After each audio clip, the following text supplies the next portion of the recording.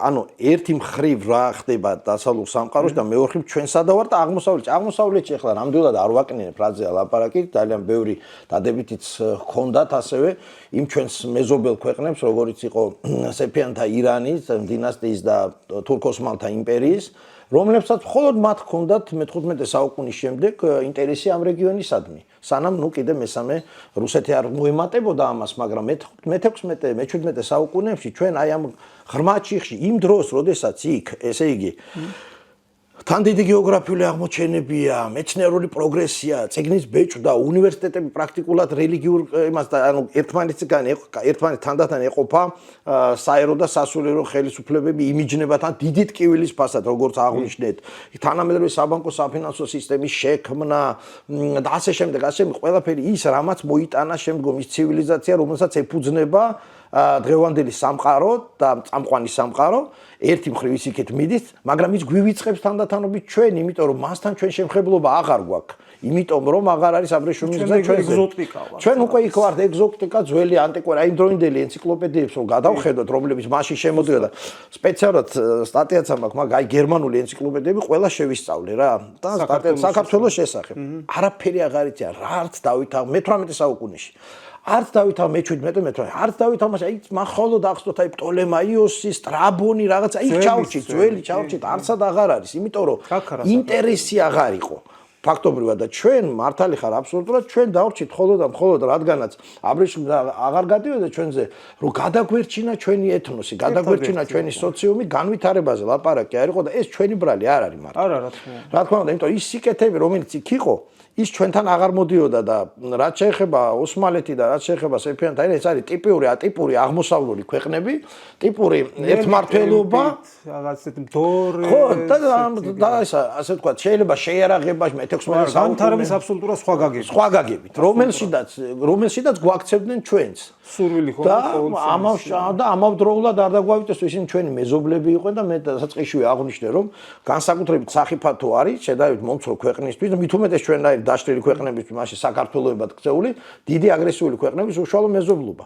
ისინი ცდილობდნენ რომ ჩვენ როგორც ეთნოსი გავეკრეთ, ეს ტერიტორია ძალიანაც მოწონდათ მათ, ოღონდ ჩვენს გარეშეც. მოდი პირდაპირ ვთქვათ, აქედან გამომდინარე ჩვენ აი აქ ისევ ამუშავდა თვითგადარჩენის ინსტინქტი, რომელშიდაც ეროვნული კუთხით ჩვენ ეკლესიას აქაც უდიდესი წვლილი მიუძღოდა დაწყებული თევდორე მღვდლიდან დამთავრებული ბახტრიონის აჯანყებით, აი აქ ერი ბერი ჩართული იყო, თვითგადარჩენის ინსტინქტი იყო ჩართული განსაკუთრებულად და განადგურებდა ჩვენ განსაკუთრებით ის სოციალური მოვლენა, რომელსაც ერქვა ტყვეთას ყიდვა. იმიტომ რომ ტყვეთას ყიდვა, ანუ ტყვეებით ვაჭრობა, რა აინტერესებდა? ძველად რო აინტერესებდათ, აბრე სატრანზიტო გზაზე ვიყავით, აქედან გველოლიავებოდნენ, გიორგი ბრწყინვალეს დროს დავითო. ეხლა ერთადერთი აინტერესებთ ტყვეები, ვის აინტერესებთ? ეგვიპტელ მამლუქებს, ერაყელ მამლუქებს, ოსმალეთში იანიჩარები, ისა კორპუსი, ანუ ტყვეებისგან შემდგარი და ყულისჯარი ირანში. აი ეს ვაინტერესებს ჩვენ იმ დროს და ხარამხანაში გოგონები. ხო, აი ეს არის მეტი ინტერესი არ არის დასავლურ სამყაროს ჩამოვრჩით და აღმოსავლეთს ეს აინტერესებს. ნომერი პირველი მამოძრავებელი საქართველოში ამ პერიოდში იყო ზუსტად ტყვეთას ყიდვა, რაც სავალალო იყო.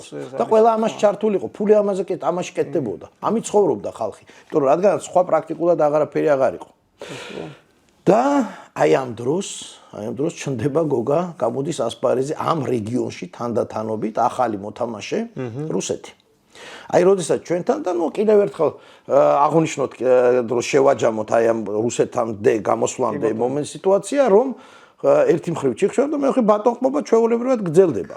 აქ ჩვეულებრივად გრადია რომ უფალს ასე გაუჩენია რომ იყოს ელიტა, იყოს ჩვეულებრივისა. შეზიხოცებულია ეკლესია ამას წინააღმდეგ არ გამოდის საერო პირები არ და მოდი ვთქვათ პირდაპირ არც დაბალი სოციალური ფენების წავი, რომელსაც სიტყვაზე ჩვენი წინაპრებიც განეკუთვნებოდნენ. აქ სისტემური ბრძოლა არ ყოფილა. ამას არ ფიქსირდება. ერთეულები ალბათ რაღაც პირადი ერთეულები და იყო ბრძოლა, ესე იგი ბატონყმობის რიგის უკეთესი დაცვისათვის. შედარებით სამართლიანი მონარქი როგორც ერეკლე მეორე იყო იგივე მე-18 ისინი ცდილობდნენ რომ ბატონების მიერ ყმის ჩაგვრა არ ყოფილიყო ძალიან ძნელად ასატანი. ძიმე. სასულიერო პირებიც ამას ფიქრობენ, მაგრამ სისტემური ბრძოლა იმისთვის რომ მოქალაქე ეს აი გლეხი გათავისუფლებული იყო და მოქალაქე ეს აქ არ ყოფილა. არა, თქვა, არამაზე ესე იგი ამას წინა პირობა ხომ მნიშვნელოვანია სანამ სოციუმი იწყებს ახალ ფორმაციაზე გადასვლას, ჯერ უნდა იფიქროს ამაზე და რაღაც ცოდნა მიიღოს და ცოდნის ნასახი არ ყოფილა ჩვენთან, ამაზე არავის არ უსაუბრია. კი, ჩამოდიოდნენ მისიონერები, ჰქონდათ გარკვეული ამ შესახებ ინფორმაცია, მაგრამ ეს ინფორმაცია იქვე მთავრდებოდა, რადგან მზაობაც არ იყო, მოდი თქვა. ჩვენ კვლავ გადარჩენაზე ვფიქრობდით და არც იყო ამის ისა და აი ამ დროს გოგა წარმოიდგინე რა ხდება ევროპაში. აი სწორედ იმაზე იქ დუხს, აი იმაზეც იმის საფუძველზე რაც ეხა ვახსენე და ახალი ისტორია რო დაიწყო, ადამიანი რო განათლდა, ადამიანი ვიხვდა რომ აი ეს მთელი ეს დოგმები რაც მანამდე ჩამოყალიბებული იყო და როს ნახა რომ აი რენესანსი რა ყოფილა ძველად ათენი, რა ყოფილა ძველად ძველი რომის რესპუბლიკა, როდესაც ადამიანები თავისუფლები იყვნენ, თანასწორები იყვნენ და მეორე ამდენი საუკუნე მათ უმტკიცებდნენ რომ ღმერთს გაუჩენია ასე რომ ესე იგი ელიტა უნდა იყოს ზევით, სისხლის მიერად და შენ უნდა იყო ქვევით და ვერანაირ განვითარება ვერ უნდა ხპოო. ხო, ანუ აი ეს სოციალური მომენტი იქ ინგრევა თანდათანობით. სიტყვა მორჩილება ეს ინგრევა. მიუხედავად იმისა, რომ ამას განსაკუთრებულად ეწინააღმდეგებოდა როგორც საერო ხელისუფლებები ევროპის, ასევე მასთან შეზრდილი ეკლესიაც. მასთან შეზრდილი ეკლესიაც. და პირველი მერცხალი ამ კუთხით როგორც სიტყვიან იყო ჰოლანდიაში, ნიდერლანდებში მე-16 საუკუნეში მომხდარი რევოლუცია, რომელსაც მე-17 საუკუნეში მოყვა ინგლისის სახელოვანი რევოლუცია, სადაც ორივე ამ ქვეყანაში დამყარდა უკვე ახალი წყობილება, ფეოდალიზმი ჩაანაცვლა კაპიტალიზმმა. ანუ უკვე ადამიანების სოციალურიდან გამომდინარე კი აღარ იყო სხვაობა და მანამდე ამიტომაც თავარი სიმდიდრე მთელ სოფლიოში და იმ სამყაროში და ყველგან იყო მიწა. რაც მეტი მიწა ჰქონდა, მით უფრო მაგარი იყავი. ეხლა უკვე თავარი აქცენტი გადავიდა, რადგან სოციალური მომენტი მოისპო, უკვე მოქალაქე ფულზე. ღირებულებათა და ადამიანს შეეძლო თუ აღარ იყო უკვე საწყისი პოზიცია ის რომ ის იყო თავადი, ის იყო გლეხი, იყო რომ ვის ქონდა მეტი მარიფათი შნო იმისი რომ ასე ვთქვათ ბიზნესი ეწარმოებინა, საქმოსანი გამხდარიყო ფული. რასაკვირველია ამ წყობილებასაც აქვს თავისი სერიოზული ნაკლოვანებები კაპიტალიზმს, მაგრამ რაზეა საუბარი? ბატონყმობასთან შედარებით, სადაც წინასწარ გაქვს ადამიანს განსაზღვრული, რომ შენ ამას იქით ვერ გახვალ, აქ შენ გაქვს ასპარეზი და მე რა თქმა უნდა ვიღაცას ბევრი ფული უგროვდება, ის ჩაგრავს იმას, ვიცაც ნაკლები აქვს და ასე შემდეგ, მაგრამ საწყისი პოზიცია აღარ არის უკვე ის, რომ შენ გაჩენიდან ხარ სხვაგან. აი ეს ძალიან მნიშვნელოვანი განსხვავება იყო და აქედან გამომდინარე, აი ეს მთელი მეცნიერული პროგრესი, ეს დუღილი იქით წავიდა და რითი დამთავრდა ინდუსტრიული რევოლუციით.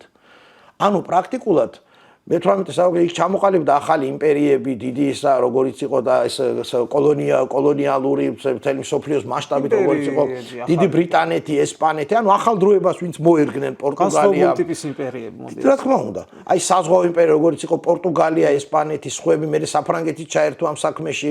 კი, უსამართლობები, რასაკვირველია, ის თავისთვის იყო თუ იყო, მაგრამ დაუშვათ იგივე ამერიკის კოლონიები, რომელიც ამერიკა მაშინ ახალი სამყარო აღმოჩნდა, იმათ ჩაგრავდა ყველაფერი, მაგრამ მეცნიერული პროგრესი, ადამიანური ცხოვრების საზოგადოებრივი პროგრესი წინ მიიწევდა. სწორედ აი იქ იყო დუღილი. შეცდომებით, კივილებით, ასე შემდეგ, მაგრამ მიიწევს წინ და ჩვენთან ჩიხია. ჩვენთან საუბარიც არ არის განვითარებაზე, მით უმეტეს რასაც იწვევს კაპიტალისტური წყობა ეს არის სურვილს ადამიანში, სურვილს აჩენს რომ შექმნას დოვლათი. ადამიანებში აჩენს ამის სურვილს. ჩვენთან მსგავსი რამ პრინციპში გამოვტოვეთ ძალიან დიდი გამოვტოვეთ. ჩვენ ჩამოვჭით რამდენიმე საუკუნით ამ მოვლენებს. აი, როდესაც ეს იქ ხდებოდა და კულმინაცია იყო ინდუსტრიული რევოლუცია, რომელიც დაიწყო მოგვეხსენება მე-18 საუკუნის ბოლოს, როცა ჯეიმს უაიტმა დიდმა გამოგონება გამოიგნა, ესე იგი საქსოვი ორთქლის მანქანა, რომელიც ამუშავებდა საქსოვ დაზგას და წავიდა ეს მთელი პროგრესი და მატარებლები და ხომალდები და გადაადგილება და ყველაფერი და გზები და კომუნიკაციები, რამაც მთლიანად შეცვალა სამყარო. ჩვენ ამას ძალიან ჩამორჩით და ეხლა სწორედ მივადექით, აი, წეგან დაუბრუნდეთ, აი იქ ეს დუღილია, ჩვენ ვართ აი ამ ჩიხში და მოდის ახალი მოთამაშე.